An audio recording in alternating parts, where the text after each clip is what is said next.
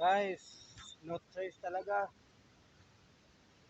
Marami-rami pa itong natira. Pwede pa to magbintang talagang 200. Pero no choice. Kailangan na talagang tapon. Wala eh. Pag yung taho kasi nabot na ng 8 oras, lagpas ng 8 oras, ay mag-iiba na yung lasa. Kaya yung iba nito ay talagang tinatapo na. Ang pagkaan ng dala,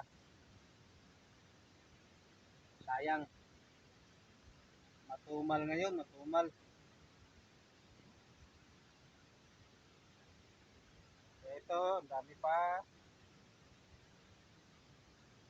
Tanghali na.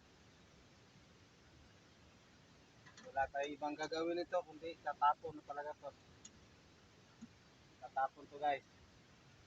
Taho. Saka wala, paubos na rin kasi yung arnibal natin. Ubos na, hindi na rin kayang abutin pa tong natirang suya.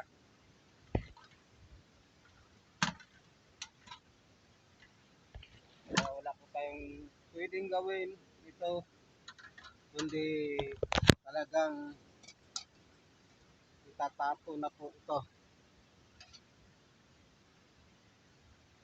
Tapon na po, tapon.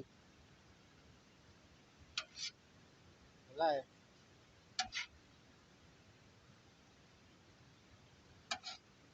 Talagang ganito yung buhay. Ganito ang buhay. Kapag matumal, talagang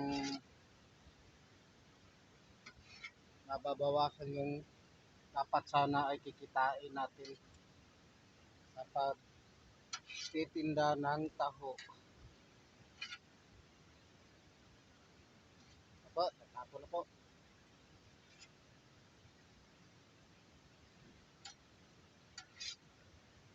No choice. Ang dami pa. Pwede pa sana ibenta ng abot pa sana ito ng mga mahigit 200.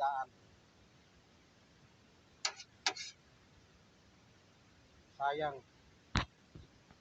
Walang tayong ibang magawa kundi ito po ay itatapon na laang.